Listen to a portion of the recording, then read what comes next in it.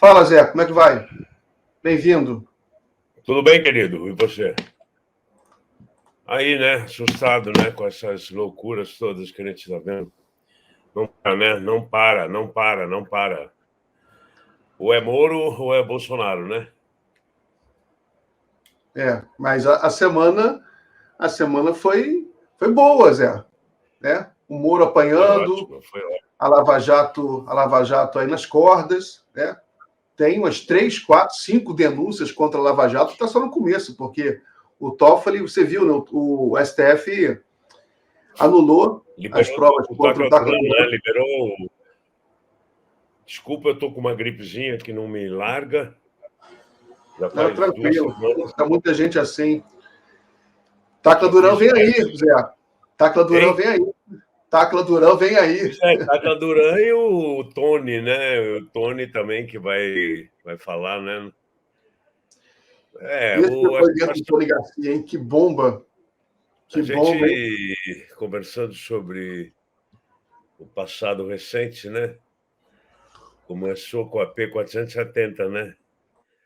E parece que está purgando tudo, né? Até o Toffoli dizendo que condenou o Genuíno sabendo que ele era inocente, é um negócio. O Genuíno está pé da vida com toda razão. Isso é um negócio incompreensível. Para ele ter poder na dosimetria, ele condena um inocente para poder. O quê? Ele queria diminuir a pena? É uma coisa engraçada. Você condena um inocente para poder participar da dosimetria, porque antigamente não podia, né? Hoje o Supremo mudou o seu modo de ver. Hoje, mesmo quem vota contra a cadeia pode opinar na dosimetria, mas naquele tempo não. Então ele condena para ter o direito de opinar na dosimetria. Isso agora está acontecendo tanta coisa, tantas anomalias jurídicas no Brasil, que isso meio passou batido, né? Você só vê o Genuíno reclamando, né? Ainda não vi ainda nenhuma manifestação assim mais séria do mundo jurídico, né?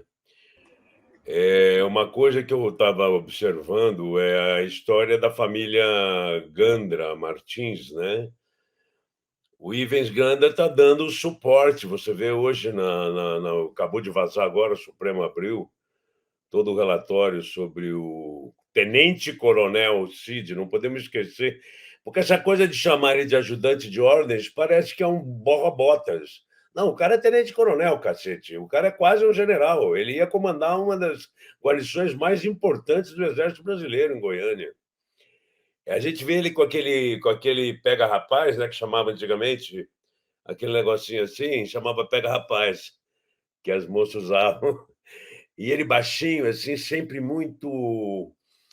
Parecia mais um mordomo, né? Um subalterno de quinta categoria, se arrastando. Eu acho que o celular do Bolsonaro é o celular do Cid. Já ele mostrava o celular para o Bolsonaro, tem foto dele botando o celular no bolso do Bolsonaro. Eu acho que o Bolsonaro, por uma questão de, sei lá, de precaução, inteligência, não no sentido de contrário de burrice, mas talvez esse celular. Tentativa de astúcia, né? A tentativa de ser esperto. Talvez o telefone do Bolsonaro, que ainda não descobriram, seja o celular do Cid, falava através do Cid, né? Parece que o Cid tinha até lugar para dormir lá no palácio. O Mauro Cid é uma figura, né? É porque esse nome, ajudante de ordens, parece um mordomo de luxo, né? Ajudante de ordens é um nome. Inclusive, deviam até trocar esse nome, que é um nome feio, né? Ajudante de ordens. É muito antigo, né? Uma coisa eu lembro quando eu fiz o Juscelino, o ajudante de ordens dele, um coronel da PM Mineira, Coronel Afonso Eliodoro dos Santos, fiquei muito amigo do Coronel Afonso, escolhi a gravata do Juscelino. E era um coronel da PM Mineira, que o Juscelino trouxe para Brasília, porque ele não confiava muito no Exército. E com razão, né? A Forças Armadas tentou dar 2 golpes no Juscelino, né? Aragarças e Jacareacanga. E o Coronel Afonso falava, e eu escolhia até a gravata do presidente. Ele era uma coisa mesmo, era quase um mordomo mesmo na época.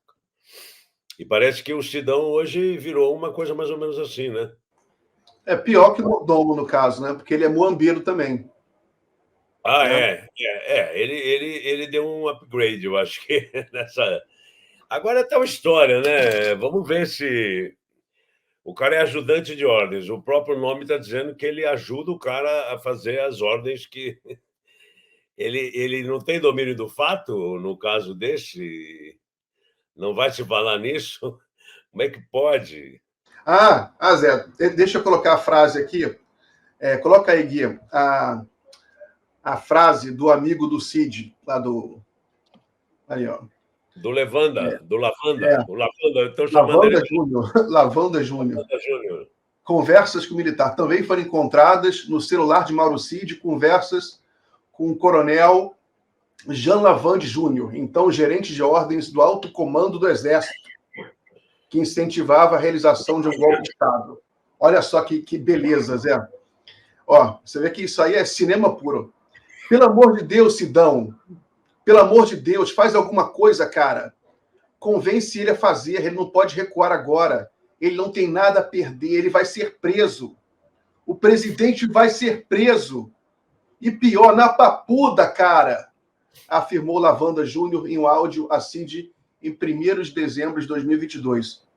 Tá bom, o coronel, então, sabia, o coronel Jean Lavanda Júnior sabia que o Bolsonaro tinha cometido crimes, e crimes comuns, a ponto de levá-lo para a papuda. Quer dizer, isso é uma confissão. E o cara é um gerente de ordens, você vê? Um era ajudante de ordens, o outro era gerente de ordens. Quer dizer, é domínio do fato na veia, né? É o gerente de ordens e o que. Um faz a gestão das ordens, outro ajuda, né, quem ordena. Quem ordena aí? Quem é o chefe? É engraçado, você viu aquela história da divisão para baixo, quer dizer, de general de divisão para baixo, o general de divisão é o que tem uma estrela, né? Depois vem general de não sei o quê e general do exército, não é isso? Que tem 3 estrelas. São três níveis de general. Ele, numa comunicação, ele fala que se o alto comando não tiver afim, da divisão para baixo estava todo mundo afim. Pelo que eu entendi, é o general de divisão, que é o primeiro cargo do generalato. Depois, eu não sei, eu não me lembro muito bem qual é a ordem. Vem divisão, depois vem exército, bom, enfim, são.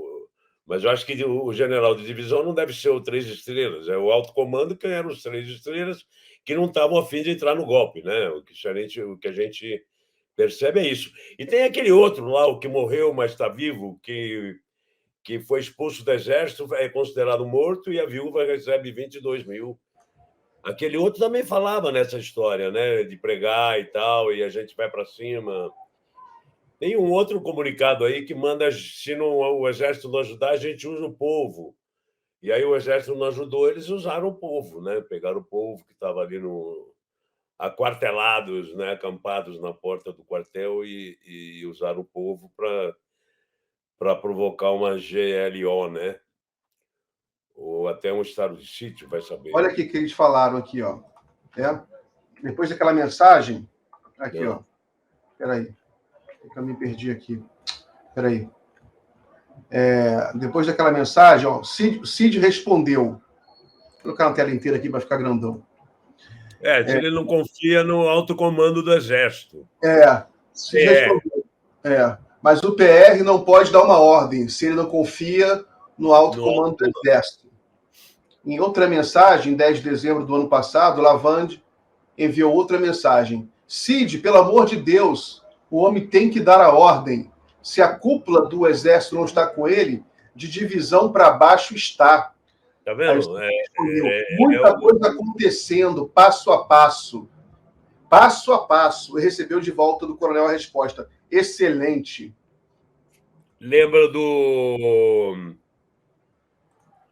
candidato a vice que falou para uns bolsonaristas: vamos com calma, está tudo andando, vamos esperar um pouco, eu não posso falar, né? Foi o Braga Neto. O Braga Neto. Ele falou em frente ao cercadinho, para É, os patriotários, ele veio com essa. Você acha que esse pessoal está enrolando os otários? Ou você acha que eles tinham alguma coisa? olha, Acho que era um pouco não, dos eu dois, acho né? que sabe quando não tem certeza, mas vamos tentando, vamos ver até onde vai. O Bolsonaro sempre com aquela coisa atacava. O Bolsonaro chegou a chamar um ministro supremo de filho da puta. Eu acho que foi o Barroso, né? Não foi o Alexandre. Alexandre ele xingou de outros nomes e tal. Eu acho que eles iam nessa história de ir tentando, mas eu acho que isso é verdade. Eu acho que ele não tinha confiança que o Estado-Maior do Exército ia dar em nenhum momento. Eu acho que o Estado-Maior deu a ele essa segurança dele poder tentar um golpe com o apoio do Exército. Vamos lembrar que os Estados Unidos já tinha dito várias vezes que não iria assumir nenhum apoio. Lembra disso? O Lembro, agricultor lembro. falou, o Departamento de Estado falou. Quer dizer, é muito difícil o Brasil, as Forças Armadas brasileiras tentar alguma coisa desse tipo sem auxílio americano. Quer dizer, a Lava Jato, mesmo, hoje a gente sabe que a Lava Jato só pôde funcionar do jeito que funcionou porque tinha auxílio americano, né? Tinha uma retaguarda que não era bem do governo americano, devia ser da CIA. Vai saber por que o Moro levou o Bolsonaro para visitar a CIA fora de agenda, aquelas coisas, né? Vamos esperar os americanos, né? Diz um daqueles Randolph lá, sei lá das quantas, tá tudo pronto, né? Vamos ferrar a Odebrecht. Quer dizer, o Brasil é um país, muito louco isso, né? Porque realmente, quando a gente enfrentou a P-470, depois o golpe contra Dilma, que o Lewandowski estava lá, não é? E o Supremo cassou a Dilma, mas não a tornou inelegível. Eles dividiram a lei no meio. Não é a mesma lei. A lei do impeachment torna o empichado inelegível por 8 anos. No caso da Dilma, não aconteceu isso. Quer dizer, foi um impeachment meio envergonhado, o STF apoiou, mas não tirou os direitos políticos da Dilma. E depois vem a Lava Jato, e imagina, né? Meus primeiros processos foram o Gilmar Mendes que me processou. Hoje o Gilmar Mendes é companheiro de luta contra a Lava Jato, né? Hoje eu sou processado por Dallagnol, por Diogo Mainardi, a galera da Lava Jato. Mas já tem também, parece que Velho da Van e Malafaia, só gente boa. Eu tenho uns 19 processos, mais ou menos. A minha sorte é que tem sempre advogado pro bono, eu pago as custas e tal, mas tem sempre um advogado amigo que me defende sem pagar os honorários. E Que bom. Agora, Zé, eu acho que também o ambiente político brasileiro se distendeu. Apesar de você ter ainda problemas, a gente tem muita preocupação, mas até antes da vitória, a vitória do Lula já é uma consequência dessa mudança de clima no país, né? E agora o judiciário também, aparentemente, ele está tentando redimir os seus próprios erros. O STF ele já Miguel, está revendo decisões. nos últimos anos eu saía muito pouco de casa, né? Eu ficava fora, você sabe disso. Eu fiquei alguns anos indo para Paris, fazer uma novela e ir embora para Paris. Depois fui para Grécia, depois fui para Los Angeles, mas eu não vivia aqui no Brasil, porque aqui eu vivia em lockdown. Eu saía para a rua, eu era agredido, né? Em qualquer lugar. Aeroporto, então, era a pior coisa do mundo. Então parei de sair, parei de viajar, vivia fora no Brasil. Teve um dia, eu fui no médico há uns 2 meses. Você vê como o ar já mudou. Eu fui no médico em Ipanema e resolvi andar a pé até o Jobi, no Leblon. Eu fui a pé, ninguém me agrediu. 2 pessoas me pararam para tirar fotografia. Eu fui para São Paulo anteontem, voltei ontem. No aeroporto só me param para me elogiar. Pela minha postura política, a maioria das pessoas, e alguns por ser ator. Você vê que o ar mudou, o ar está respirável. Eu acho que as pessoas que gostavam de mim tinham vergonha de vir falar comigo, ou medo, E quem não gostava me atacava. Agora, quem não gosta, fica na dele, ou passou a gostar, não sei, e quem gosta voltou a vir falar comigo como era antes dessa radicalização política, né? Obviamente que aquela história de eu me autoproclamar presidente, isso acirrou muito os nervos contra mim, né? Muita gente ficou sabendo da minha posição política. A partir daquilo, não teve a minha ida ao Faustão, defender a Dilma, acusando de golpe. Por uma coisa incrível, o Faustão me deu o microfone na mão, eu pude falar quase, sei lá, 14 minutos, e Eduardo Cunha ficou uma vara, até o nosso querido Reinaldo Azevedo ficou pé da vida comigo, porque eu não citei o nome dele, mas eu falei que quem tinha começado a provocar essa radicalização tinha sido o autor do livro País dos Petralhas, que chamou a gente de petralha, generalizando no maior partido político do Brasil, quiçá da América Latina, um dos maiores do mundo, de que todo mundo que fosse petista era bandido, né? Era petralha, numa alusão aos irmãos Metralha. E isso criou obviamente, esse ódio cria uma espécie de desumanização da gente, né? Parece que pode fazer tudo, pode xingar, pode bater, pode fazer. É como o Lula foi o ápice disso, né? A desumanização do Lula, das pessoas escreverem, como ontem aquele pastor fajuta lá que estava com quem que ele estava? Com o Chupetinha, que dizia que era para quebrar a mandíbula do Lula? Ah, eu vi isso. Vou procurar o nome dele aqui. Eu vi isso. Então, é um pastor fajuta que dá aula para a polícia. Tem um perfil no Twitter que pesquisa os lixos dessa gente. Esse cara tem um monte de empresas registradas no nome dele como se fossem igrejas. Aí ele se autodeclara pastor, aquele barbudão, né? Que hoje o Dino já disse. Anderson Silva. Pois é, ele estava numa live com quem? Com o Chupetinha? Eu acho que foi com esse menino aí, um desses.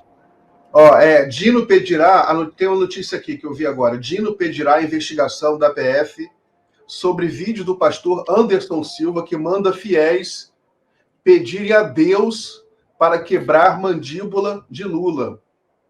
Apesar da entrevista ter acontecido um mês atrás. Isso foi num podcast, foi de um podcast, investiga aí, foi num podcast de algum desses. Aqui, deixa eu colocar na tela aqui o que ele falou. Olha só. É inacreditável como um cara que é pastor, se diz pastor, né? Que é uma picareta que você está falando aí, fala um negócio desse, ele bota Deus no meio. Realmente, Senhor, mata os meus inimigos, quebra os dentes deles. Falta a gente orar sim. Senhor, arrebenta a mandíbula do Lula. Sabe? Senhor, prosta enfermos do ministro. Prosta enfermos nos ministros do STF. Deve ser prosta enfermos os ministros do STF. Faça-os ficar doentes, né?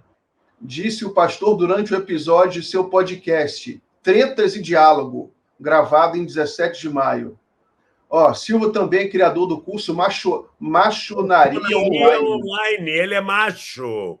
Ele dá aula de machismo.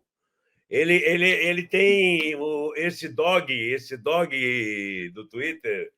Ele dá aula de machismo para oficiais da PM. Eu quero ver esse cara na Papuda. Ele dando aula de machismo lá para o pessoal do PCC. Olha aqui, criador do curso Machonaria Online, que, segundo a página de anúncio, visa dar aula para homens cristãos. Resgatar a masculinidade bíblica. Não, a gente vive realmente... A sorte, Miguel, é que não é só no Brasil. Isso está acontecendo no mundo inteiro. Essa onda de extrema-direita preconceituosa não é uma coisa brasileira. Graças a Deus, não é uma jabuticaba. Eu não consegui me controlar, porque masculinidade bíblica Pô, é foda. Não é apenas masculinidade bíblica. É potente esse negócio, né? O que é o macho bíblico? É para transformar as vidas em algo relevante. Quer dizer, se você não for um macho bíblico, a tua vida não é relevante. Então é foda. Eu achei aqui, ó, general de divisão é o do meio, é o intermediário entre general de brigada e general de exército. Então é o segundo cargo. Primeiro é general de exército, general de divisão e depois general de brigada. É o segundo escalão, entendeu? Se ele falou verdade, agora ele também podia estar mentindo, né? Esse Lavanda. Eles falam qualquer coisa, né? Já perdeu um carguinho lá em Washington, né? Quer ganhar uma bela. Já Tem perdeu, isso. não vai mais. Ele tem um cargo lá, uma espécie ele de. foi nomeado, mas não tinha assumido ainda. Não tinha assumido, não vai assumir mais. Não vai, né? Hoje teve o Pedro Serrano, deu uma entrevista para o 11h30 e falou uma coisa. Tava o Pedro Serrano e a Jandira. E o Rovai, e a Adri. E aí o Pedro Serrano falou que, segundo ele se informou, não tem militar. Todo militar é bolsonarista. Todo militar é bolsonarista. Alguns são mais moderados, mais pragmáticos, outros não. A Jandira contestou, disse, não, Pedro, nem todos são, não. Eu lembro que a gente conversa sobre isso há um tempão. Será que tem militar que não seja? Tem um. Não só algumas matérias, alguns artigos, que dizem que os generais, o alto comando do Exército, viu no Bolsonaro uma maneira de assumir o poder de novo pelas vias legais, né? Que eles teriam usado o Bolsonaro, sabendo que ele era totalmente incompetente, um babaca total. Eles sabiam o que o Bolsonaro queria, feno que ele quer, então vamos dar feno, vamos eleger esse cara. O grande problema deles era a lei da anistia, né? A comissão de anistia da Dilma. Eles queriam dar o troco, né? Porque estavam com medo, por exemplo, um delegado agora de 90 anos foi condenado por ter queimado corpos, né? Num forno, corpos de presos políticos que tinham sido torturados na Casa da Tortura, lá de Petrópolis. E há um artigo, não sei quem escreveu isso, viu? Não é ninguém de blog progressista, não. É algum jornalista mais que tem até uma conversa entre dois generais, dizendo que vamos usar o cara. Eu conversei com ele só quer isso, isso, isso, o que ele quer dá para a gente dar. Ele não quer muita coisa, enfim, não seria um chefe do exército que vai bater de frente com o exército e tal. Ele queria aquela escola que ele fez, né? A Polícia Federal do lado dele, porque o Bolsonaro é um primitivo, né? É um troglodita. Eu chamava ele de mentecapto capitão, é até um elogio chamar ele de mentecapto. Agora, por exemplo, o Guedinho estava dizendo que a gente tem que fazer uma ode à burrice dos bolsonaristas, porque esse golpe mequetrefe, né? Eu não gosto de dizer Tabajara, porque Tabajara é uma tribo de índios muito que a gente deve respeitar, mas é um golpe mequetrefe. Você lê as coisas que eles escrevem, tem erros de concordância, tem erros de gramática, parte de pressupostos completamente fora da realidade, né? Usam o Gandra, aquela história de poder moderador. Que poder moderador? As Forças Armadas não é um poder, porra! Só existe 3 poderes no Brasil, que é o judiciário, o legislativo e o executivo. Forças Armadas não é um poder. Não pode ser poder moderador de porra nenhuma. O que aconteceu foi que, historicamente, os civis mancomunados com os militares, porque essa história de dizer que o golpe de 64 foi só militar é uma falácia, né? Foi um golpe que teve, obviamente, apoio de civis. Quer dizer, eles sempre, toda vez que há uma crise política, eles chegam perto para tentar tirar uma casquinha nisso, né? Agora, se você vê essa reforma, a reforma da Previdência, o que esses caras vão ganhar de dinheiro, o que esses militares se deram bem, enquanto o restante do povo brasileiro se ferrou na reforma da Previdência, eles ganharam muitos benefícios, né? de aposentadoria, de prêmios, de não sei o quê. E você vê hoje denúncias aí de general que tenha ganho no mês R$ 500 mil, R$ 300 mil, de somatória de salários, com mais participação em conselhos estatais, aquelas coisas que ganha R$ 20 mil para ir uma vez cada 2 meses para ganhar um jeton e tal. Quer dizer, realmente, eu não sei, talvez alguns generais mais inteligentes que o Bolsonaro, o que não é difícil, mesmo em se tratando de militares, ser mais inteligente que o Bolsonaro, tenham realmente usado o Bolsonaro para obter uma série de vantagens, para deixar correr a boiada, e até essa coisa do poder pelo poder, entendeu? Olha, somos milicos e estamos no poder de novo, e os civis é que se ferrem, e nós vamos mudar as leis para nos ajudar, e se a gente não for ganhar, a gente tenta um golpe de Estado, né? Eu acho, talvez, eles tenham feito, porque o Lula ganhou com muito pouca diferença, né? Eu acho que ele, pela falta de cuidado do Bolsonaro em fazer esse monte de merda que ele fez, eu acho que eles tinham certeza que eles iam ganhar. Sabe, talvez até por isso eles não tenham preparado melhor esse golpe, entendeu? Esse golpe tenha ficado burro, né? Um golpe que não aconteceu por burrice.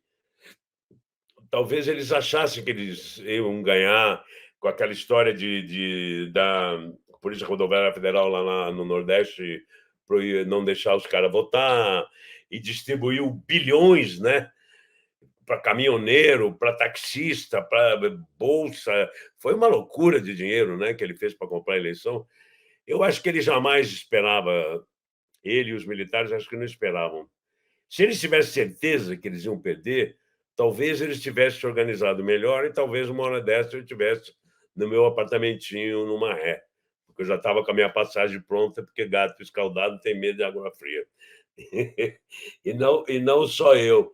Tem algumas pessoas que foram presas na ditadura que já estavam pronto para puxar o carro, caso Bolsonaro ganhasse a eleição. Porque ia vir, né? Ia vir repressão. Mas perderam. Deixa eu ler aqui uns comentários que entraram aqui. Mônica Mello, presidente Lula no ramo das construtoras, Aldebrecht, a melhor incapacidade. O Irlon Alexandrino, eu botei o Girão aqui falando, por isso que a cúpula cirista foi responsável por colocar esse traste no Senado contra Eunício Oliveira. Eduardo Girão. Marcelo Lira. Miguel, boa noite. Nem todos os militares são bolsonaristas. Sou militar e sou petista. Aí, Marcelo. Essa generalização... Claro. É como aqui, teve militares de 64 que foram presos, né? Muitos militares foram presos em 64, era mais radicalizado. São muitos. Mas aquilo que você falou também, Zé, sobre a sua impressão na rua, no aeroporto, como o clima era muito pesado, né, contra a esquerda, em favor dessa extrema-direita, então quem era progressista recuava, né, naturalmente ficava mais... Isso acontecia em todas as instituições, inclusive nas Forças Armadas, né? Só que ainda a gente não está vendo uma mudança efetiva, porque a mudança efetiva vai vir, e vai ser complicado isso, né? Vai ser uma briga, mudar a formação dos militares no Brasil, né? Mudar aquela escola de Capuz Negras. Vai demorar muito tempo. Vai demorar um tempo, mas tem que começar a mudar, porque não é possível aqui ser um criador de golpista. Primeiro que não sabe nada. Nunca vi tanta ajuntamento de incompetente como esses militares. Não, o Queiroga foi um exemplo, o cara era da logística, cara. O cara confundia a Amapá com como é que foi? A M de Amapá com Amazônia, sei lá o quê. Era uma ignorância absurda. Um desastre. Não, na pandemia, porque a pandemia era um momento... Porque a gente se pergunta, não é, Zé? Para que servem as Forças Armadas? A população se pergunta.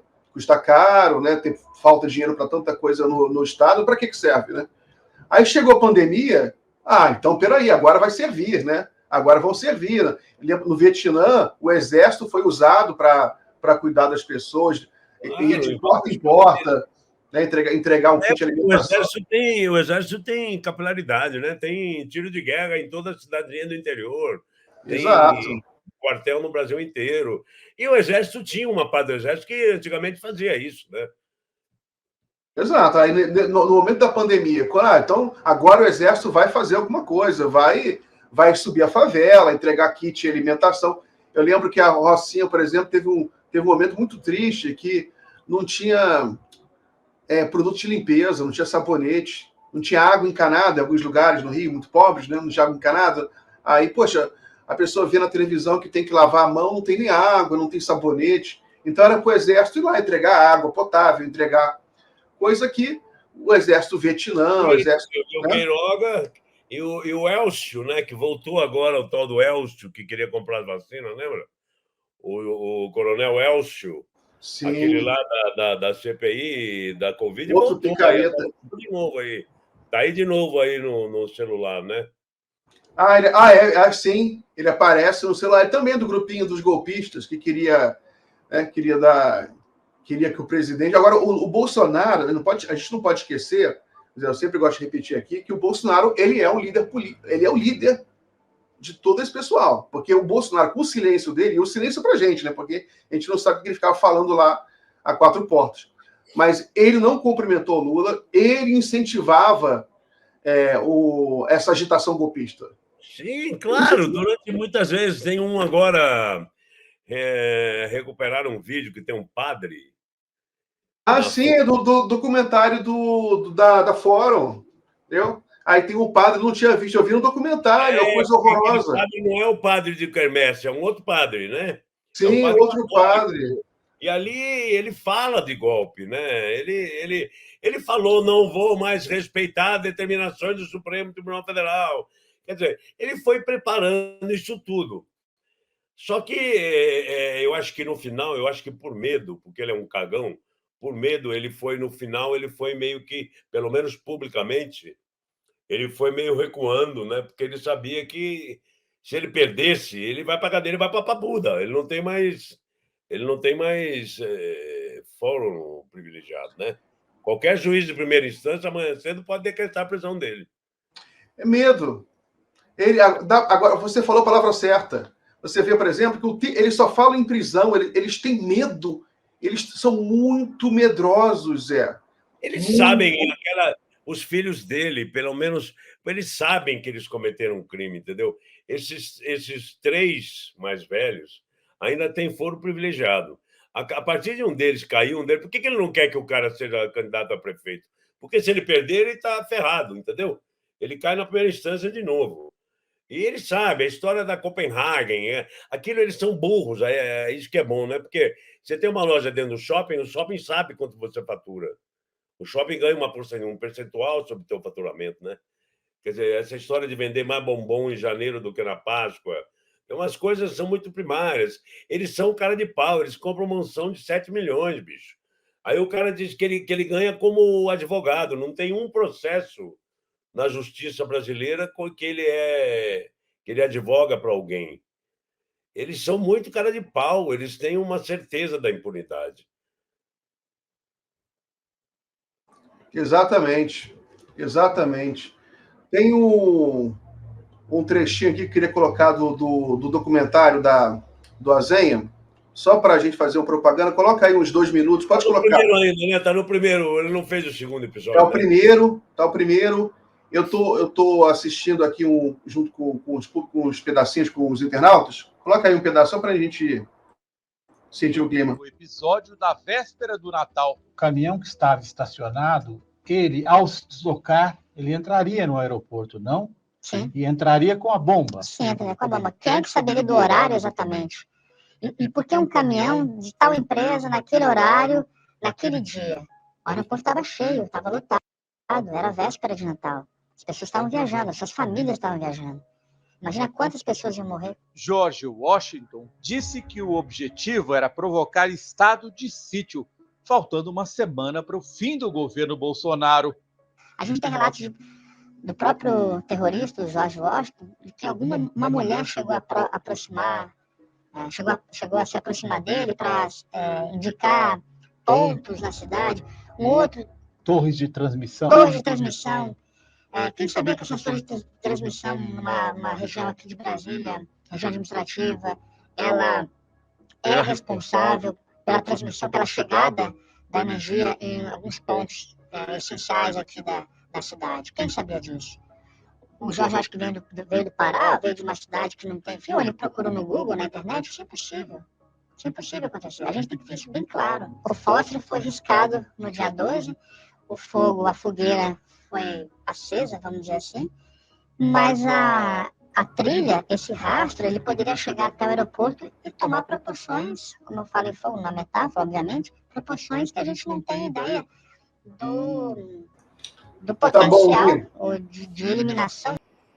Tá bom. Você sabe, o Azenha, quando eu vi, essa testemunha esqueceu de dizer que o Washington, numa entrevista, ele disse que a primeira ideia era botar no desembarque a bomba. Que eles acharam que ia ser muito ruim, aí resolveram botar no caminhão. Teve uma conversa dessa. A primeira ideia é botar essa bomba dentro do aeroporto mesmo. Depois que eles veio com a história, eu não sei se foi o George Washington ou se foi o Barack Obama, porque todos têm nome de americano, mas estou brincando. Mas tem o George Washington, tem um outro com nome americano também, porque foram 2 presos, né? Tem o gordinho, tem um que está foragido. Um deles, eu acho que o que dirigia o carro, falou que a ideia inicial era colocar a bomba dentro do aeroporto. Depois eles acharam que ia ser uma desgraça muito grande e botaram no caminhão esperando que o caminhão entrasse com a bomba e explodisse lá dentro do lado de fora, né? Poderia matar menos gente. Isso é um negócio de extrema gravidade, né? A bomba não explodiu porque foi mal feita. Quer dizer, a bomba foi pega lá dentro do acampamento, né, de Brasília.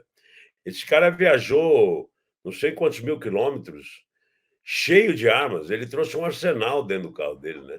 Ele estava em frente ao exército. Exatamente. Em frente ao exército.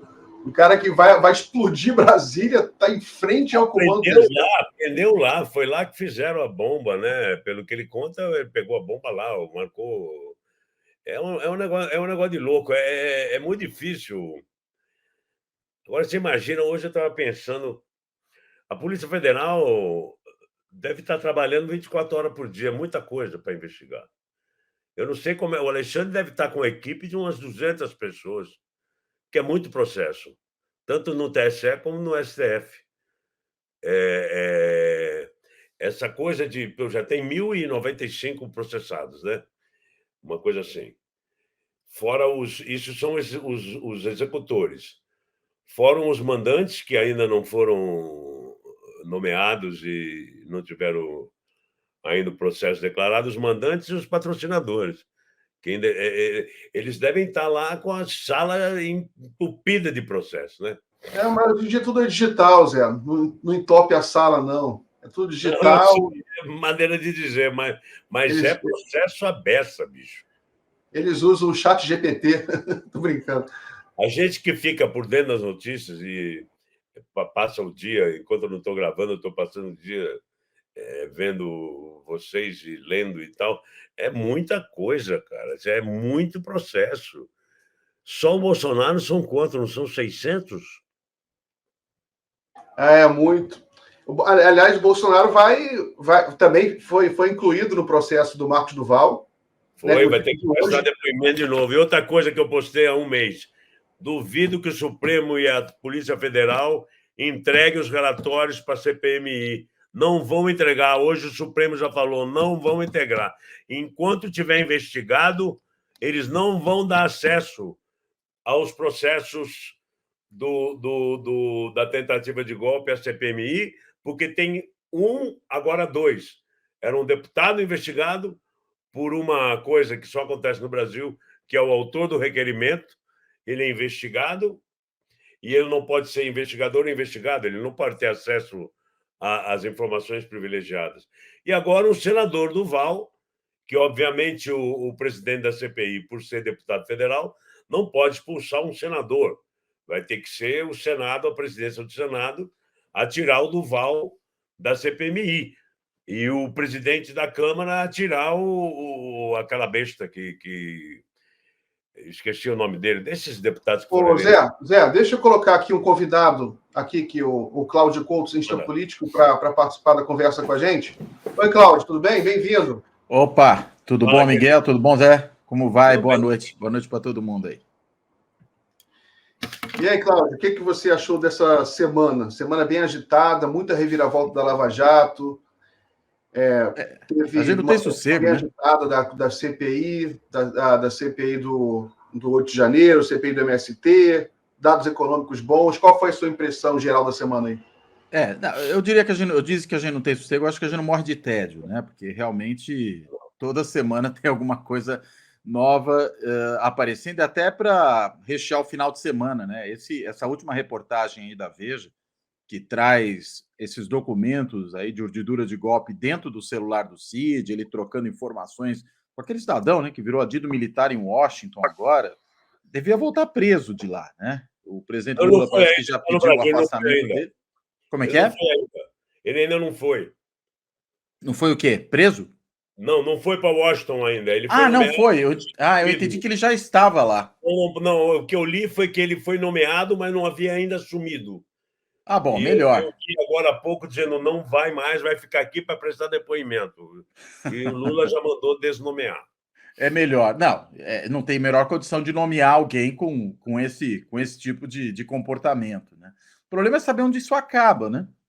É saber onde que isso acaba, porque você vai puxando um fio que não termina nunca, e tem um outro cidadão ali que era o pagador de contas da Michele, ou Micheque, não sei mais como é que a gente pode chamá-la, que estava ali também na intentona do 8 de janeiro, em cima do Congresso. Então, é muito pouco crível, né, que não houvesse uma participação muito mais intensa de gente do núcleo duro ali do bolsonarismo. E quando eu falo núcleo duro, estou me referindo não só ao próprio Bolsonaro, mas, por exemplo, ao vice, o Braga Neto, que foi lá no chiqueirinho do Alvorada dizer que as pessoas podiam aguardar, que em breve haveria boas notícias, o que ele estava querendo dizer com isso, né? E as próprias falas do Cid, em algumas dessas trocas de mensagens, também dão a entender que ele estava numa expectativa de que em algum momento fosse possível cooptar ali segmentos, né, da alta cúpula das Forças Armadas para esse tipo de aventura, na qual muitos ali pretendiam ingressar. Pelo jeito, a coisa só não aconteceu porque não havia, pelo menos no alto comando das Forças Armadas, coesão em relação a essa tentativa de golpe. Mas quando a gente desce aí para esse setor intermediário, parece que estava tudo tomado. Não havia apoio americano, também tem essa, né, Cláudio? Ele estava falando isso. Eles avisaram 2, 3 vezes, né? Você lembra disso? O secretário de Defesa, Departamento de Estado, por que foi falar isso? Quer dizer, uma coisa que veio, ninguém provocou, de repente um embaixador fala, um membro do Departamento de Estado fala, quer dizer, talvez alguém do Brasil tenha ido consultar, né? E eles avisaram claramente, né? Aquele secretário de Defesa, né, veio aqui e falou com todas as letras: militar em democracia não pode se meter em política, do tipo, fiquem fora dessa, porque não vai ter apoio nosso para vocês. Em 64 tinha navios com petróleo aí na costa, né? Exato. O cenário mudou. Também cometeu um erro, né, Cláudio? Porque ele se aproximou demais do Trump, ele se associou muito, muito ao Donald Trump. Então ele acabou se queimou com os democratas também. Exato. Agora, o Bolsonaro não era aliado dos Estados Unidos, né? Ele é aliado do Trump, que faz uma diferença bastante significativa. Né?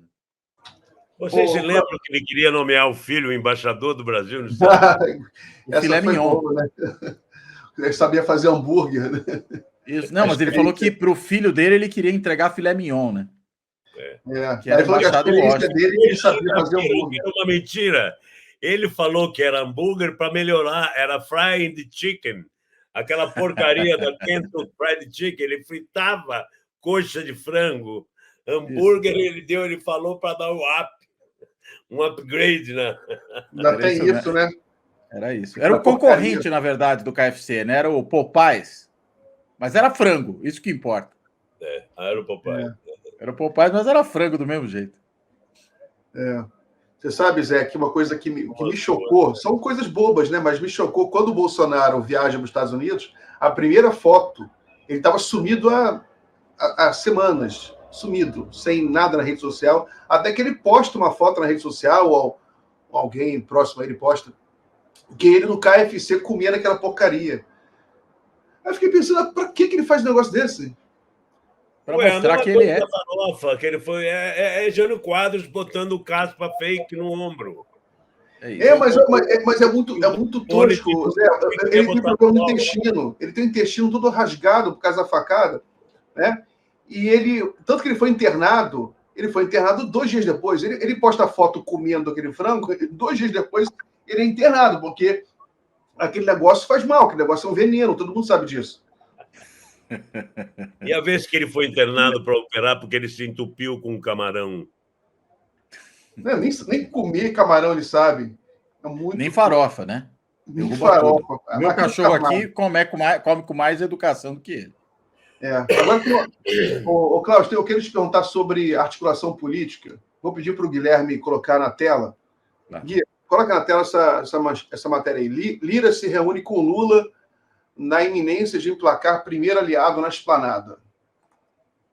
Coloca aí. Não sei se deu tempo de subir a imagem. Se não tiver, coloca aí. Cláudio, hoje teve... Guilherme, quando você subir, você coloca direto, enquanto eu falo. Eu só vou fazer a pergunta aqui para o... Lira se reúne com Lula na iminência de emplacar primeiro aliado na esplanada. Esse será o segundo encontro entre os dois políticos neste mês. Papapá. O presidente se reuniu na sexta-feira. Primeiro aliado na esplanada. A quem que a matéria se refere? O Lula se reuniu com Arthur Lira para o Lira colocar o primeiro aliado dele na esplanada. Sim, mas quem é esse primeiro aliado? A matéria fala? Eu não tinha visto essa matéria ainda. Fala aqui, ó. A confirmação do deputado federal Celso Sabino, do União Brasil, para o lugar de Daniela Carneiro, do Ministério do Turismo, representará o ingresso prático de Lira no primeiro escalão do Executivo. É o Celso Sabino, esse é o primeiro aliado. Você acha que agora vai? Você acha que a articulação vai melhorar com... Olha, melhorar vai. Eu não sei se será suficiente para matar essa voracidade do Centrão, né? Que parece interminável. O Lira mesmo queria o Ministério da Saúde, mas entregar o Ministério da Saúde para o Lira é mais ou menos como entregar para o Pazuello, né? Não tem condições de fazer uma coisa dessa natureza. Eu acho que tem outros ministérios ali, e aí a questão não é nem o tamanho do orçamento, mas é a importância estratégica do Ministério como o da Saúde em qualquer governo que se preze, né? Se você entrega isso para uma figura indicada pelo Lira, você está rifando toda a política de saúde pública no Brasil para esse tipo de locupletação na qual o Centrão quer mergulhar. Então, ministérios como o do turismo, mesmo o Ministério da área de infraestrutura, né, tem implicações menos graves do que o Ministério como o da Saúde. Então, imagino que o Lula está aí resistindo justamente a fazer essa entrega, né? Não se trata de um aliado qualquer, aliado, se é que a gente pode chamar o Lira de aliado, né? Mas de alguém com quem se negocia episodicamente, mas é preciso pôr um certo limite a isso. Agora, é melhor do que o estágio anterior, né? A questão é saber o quanto ele vai continuar pedindo daqui para frente, né? E o quanto ele vai entregar em contrapartida a isso, né? Porque tem o Celso Sabino, que na realidade é alguém apoiado pelo Lira, mas é também alguém que vai ter reconhecimento no União Brasil como um ministro da cota do partido, ao menos de uma parcela significativa do partido. A gente sabe que dali tem alguns votos que não tem como ir para o governo de jeito nenhum. É o caso, por exemplo, do voto do Senado do Sérgio Moro. A análise dele é que a Daniela não é do partido, né? Não foi cota do partido. Sim. E ela está de saída mesmo, né? Isso, nesse sentido, é verdade, né? Cota pessoal do Lula, né? Isso. Que não foi... O partido não foi consultado. E ela vai sair do partido e tal. Por acaso, eu estive com ela 2 vezes em Cuba. Teve uma feira de turismo, eu fui para o lançamento do livro Lula, lá com o Fernando Moraes, e teve a feira do turismo, ela estava lá, e depois eu estive em Foz, do Iguaçu, também teve uma feira de turismo, mas eu fui por outro motivo, encontrei o Freixo, encontrei com ela e tal. E a gente conversou essas 2 vezes, e ela estava trabalhando bastante, e inclusive junto com o Freixo, tal, Porque a ideia é de a Embratur faz propaganda do Brasil lá fora e o Ministério do Turismo ativa o turismo interno, né? Isso seria a divisão desses dois órgãos. Mas, realmente, entregar o Ministério do Turismo talvez seja um mal menor, né? Exato. Não, é certamente o mal menor. Né? Não tem nem comparação com você entregar saúde, educação, né? Certas áreas, fazendas, você não Já estão poderia nunca querendo entregar isso. o Correio junto, né? Eles, claro que eles vão pedir, né, nesse tipo de negociação também as autarquias, né, as empresas públicas que estão ligadas a esses ministérios. Né? O caso da Embratur mesmo é um caso que deve render ainda muita conversa, né? Porque vão falar, tudo bem, a gente pega o Ministério do Turismo, né, que tem um orçamento de 2 bi, só que a Embratur tem um orçamento de 8, ou seja, ela equivale a 4 ministérios do turismo. Como é que fica? Como o Embratur tem orçamento de 8? A Embratur está dura. Não, a Embratur tem mais orçamento do que o Ministério do Turismo. Ela tem mais recurso, mais bala do que o Ministério do Turismo. O Embratur estava brigando com o Sistema S agora para conseguir 400 milhões por ano. O Freixo disse que não tem dinheiro no escritório. Eles não têm mais recurso. Olha, precisa checar, porque a informação que eu tinha era essa, que a Embratur tem um orçamento maior do que o do próprio Ministério. A Embratur mudou de status, passou a ser um órgão independente do Ministério, não tem fonte de renda. Eles estavam tentando aqueles 4% do Sistema S, que deu aquela briga desgraçada, o Zalo Danilo, o Sesc de São Paulo, como se fosse a FEComércio, né? Ninguém pensou que a FEComércio aqui no Rio comprou 2 apartamentos na Vieira Solto de 14 milhões cada um, gastou 2 milhões para reformar, para o presidente do FEComércio e o vice morarem aqui em Ipanema. Mas tudo bem. O fato é que o acordo que o Freixo fez foi de 100 milhões por ano em 3 ou 4 anos. Que o Freixo não tinha nada, nenhum dos não. A Embratur não tem nada. Hoje eu li a Embratur, 167 funcionários, CLT com contrato de 2 anos. Não dá nem para mandar embora para botar os caras deles. Bom. Então, aí é difícil mesmo. Aí fica realmente muito difícil. Deixa eu ler um comentário aqui que chegou rapidinho. Peraí, Zé. Do Enio Barroso Filho. É um amigo nosso. Abração, Zé e Miguel. O que é um adido? O que faz? O que come? Lavando agora será fudido militar e pronto. Bem feito.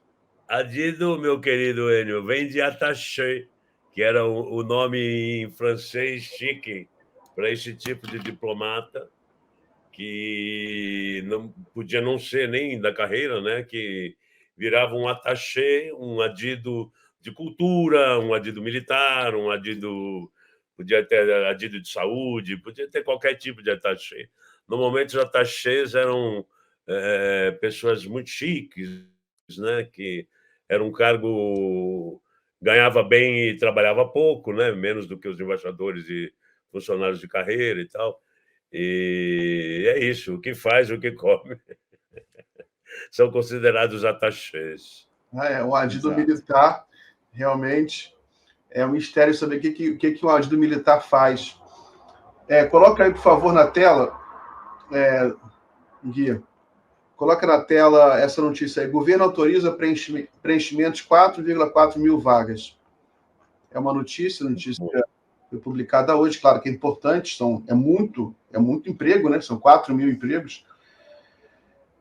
Foi anunciado hoje. 4,4 mil vagas. Foi publicado no Diário Oficial da União. Você vê como é importante isso, 735 milhões de reais. Isso aí é para recompor o Estado, né? Um emprego no IBAMA, no professor, para recompor muito emprego no Ministério da Previdência Social, para recompor o INSS. E pode tirar a tela. Cláudio, só então, nosso bloco vai terminar aqui 6 horas. A gente tem mais uns minutinhos. Depois eu vou liberar vocês. É sobre economia. A semana foi interessante também. O dólar chegou a 4,80, Zé. O Lula tem muita sorte. Agora estão falando isso, que o Lula tem sorte. Até teve um cara aí que falou, não, o Lula tem sorte. Né? O que você acha? A Mônica Waldvogel disse isso, aí o Merval falou, olha, se continuar assim, nós vamos ter que parar de dizer que o Lula tem sorte. Até o Merval. O que você acha, Cláudio, dessas notícias de economia? Olha, acho que isso tem algumas explicações, né? Uma primeira é que teve realmente uma certa reação da economia brasileira nesse começo de ano, né, que ultrapassou muito do que se esperava. Não em grande medida o que se esperava, porque ainda é uma recuperação pequena, mas diante das expectativas, foi uma boa notícia. Acho que esse é um primeiro ponto. Segundo, que a inflação finalmente começou a ceder. Terceiro, que a proposta do Fernando Haddad aí do ajuste fiscal, ou do marco fiscal, ou do arcabouço fiscal, nome que as pessoas queiram dar para isso, né, ela acabou também sendo recebida de forma positiva.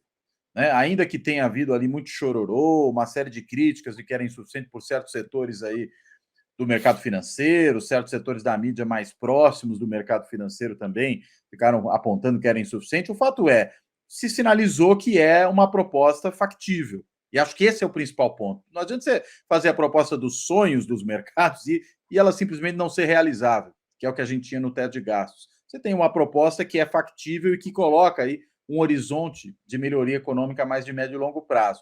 E isso começa a ter resposta. Uma das respostas veio da Standard Poor's, né, que fez uma reavaliação da situação econômica do Brasil, não mudou ainda a nota, mas apontou para um viés, né, para uma tendência diferente daqui para diante, o que já é uma sinalização de que pode vir mais à frente, aí melhorando também a nota de rating no Brasil.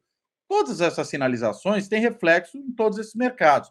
É preciso também lembrar, e talvez aí a parte que estão atribuindo a sorte do Lula tenha um pouco a ver com isso, o Banco Central americano parou, né, o processo de subida da taxa de juros, que nem se compara com o que a gente tem aqui, diga-se de passagem. Mas o fato é, no que para a subida da taxa de juros nos Estados Unidos, né, aquela atração de capitais que ocorre para a moeda americana, que sempre vai ser forte, mas com taxa de juros em alta, no caso dos Estados Unidos, ainda mais forte se torna, né, esse negócio começa a ter uma reversão. Resultado, você tem também um impacto positivo para as outras moedas nesse equilíbrio em relação ao dólar. Então, acho que é uma combinação de fatores, né? Não é uma única coisa que explica essa mudança de cenário, mas a tendência é, na medida que o próprio cenário melhora, porque há algumas melhoras sendo identificadas, ele começa a gerar um ciclo positivo. Se isso se mantiver, se nenhuma barbeiragem for cometida, a tendência é isso produzir melhoras até o final do ano. E isso se realizando, isso se concretizando, a gente já entra aí num segundo ano de governo com um cenário muito mais positivo. Sobretudo se for aprovada, claro, a reforma tributária ou alguma, né, reforma tributária no Congresso agora. Tem notícia de hoje também. Coloca aí, por favor, na tela, Tati, do Banco Central. A atividade econômica tem alta de 0,56% em abril. Esse percentual é o dobro do que o mercado previa. Isso aqui já não é projeção, isso aqui é um índice do Banco Central que avalia o crescimento econômico em abril. Né? É chamado de prévia porque ainda é preliminar. Né? É muito crescimento. Esse parece pouco, 0,56, mas para um mês é muita coisa. Né? Então, isso surpreendeu a notícia de hoje. Será que finalmente o Brasil vai desengrenar? Não dá nem para acreditar nisso, Zé. É tanta notícia ruim, já tem tanto tempo de notícia ruim. Será que finalmente o Brasil vai decolar?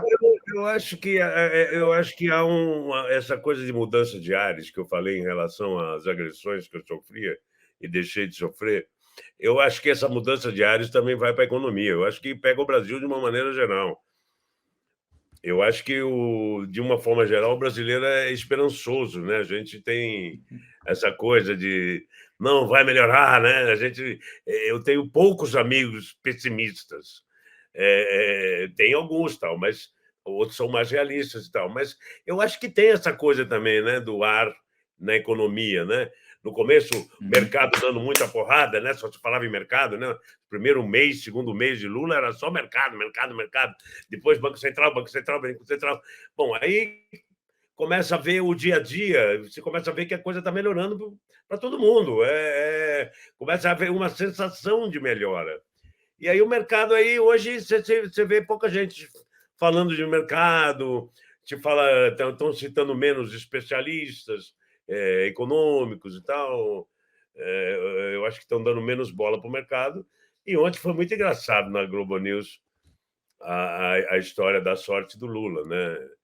E alguém até, não foi na Globo News, algum outro jornalista que eu li hoje falou, bom, eu acho que essa sorte, o Lula tem tanta sorte, vamos reelegê-lo daqui a 4 anos. O Brasil vai aproveitar, pelo menos, os 8 anos. Sorte para os outros. A sorte é muito bom, muito importante sorte, né? A gente claro, todo dia para ter sorte. Nada. Quando me perguntam sobre a carreira artística, muita gente quer como é, o que eu faço, o que eu faço. Eu acho que você tem que ter talento, profissionalismo e sorte, muita sorte. Você tem que ter muita sorte. Eu fui demitido da Globo há 4 anos. Eu estou na 4ª novela. Para mim não mudou absolutamente nada. Eu só não ganho quando estou de férias. Mas eu continuo trabalhando. Eu tenho sorte. Eu entrei agora no Guerreiros do Sol, que é o crème de la crème da Globo, que é aquela minissérie do Jorge Moura, que fez Onde Nascem os Fortes, Amores Roubados, que são aquelas coisas geniais e tal. E fiz uma novela das 8, fiz outra novela das 8, fiz uma novela das 6. Então, eu tenho sorte, porque não basta você ter profissionalismo e talento, você tem que ter sorte. É isso aí. Cláudio, o Fernando Haddad deu uma entrevista, uma coletiva, um quebra-queixo, né? Apareceu na Globo News, em que ele fala isso que o Zé falou, que o que mudou é a questão política, que as crises econômicas que o Brasil viveu nos últimos anos foram derivadas da instabilidade política, e que agora, com a estabilização do país, a tendência era melhorar. O que você acha disso? Olha, acho que isso também é verdadeiro. Uma coisa a respeito de futuro, de previsibilidade, você falou uma palavra, não foi exatamente essa, mas o Lula falava isso, o Haddad também, né? Para a economia deslanchar, os empresários têm que ter previsibilidade, têm que ter esperança e fé de que as coisas não vão mudar, né? Sim, o fato de a gente voltar a ter um governo normal, né? Já é alguma coisa positiva, né? Você sabe que não vai sair algum tipo de loucura do dia para a noite dentro do Palácio do Planalto, né? Como saiu nos últimos 4 anos. Então, ainda que uma parcela do empresariado se apaixonasse pelo Paulo Guedes e tudo mais, o fato é, o governo Bolsonaro era uma fonte de tormenta constante. Então, não tinha como esse negócio dar certo, né? Como esse negócio funcionar.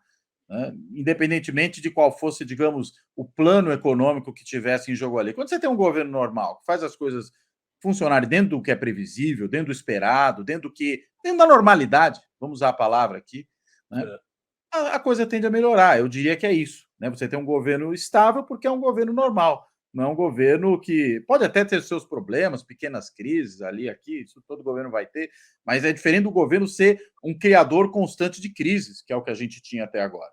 Então, só por isso você já tende a ter uma melhora. Mas acho que, além disso, você tem acertos, né, na proposta de política econômica, no caso aí da proposta do marco fiscal, né, você tem acertos na sinalização que já está se dando de uma reforma tributária que vem acoplada aí a esse marco fiscal, né, e você tem uma certa reação da economia, que entendo eu também tem a ver com essa mudança de clima, de ambiente. Tudo isso vai produzindo uma dinâmica positiva que se retroalimenta. Eu acho que é isso. Então, acho que o Fernando tem toda a certeza, toda a razão, né, quando ele fala isso. E eu pensei que o Bolsonaro mandou $500 mil lá para fora, porque estava medo do Lula. Achou que se deu mal. Está perdendo dinheiro. Ô Zé, então, forte abraço. Muito obrigado por vir aqui. Sabe, sempre bom conversar contigo. Cláudio. Vamos ver você. Tchau, Miguel. Eu que agradeço. Obrigado, Miguel. Obrigado, Zé.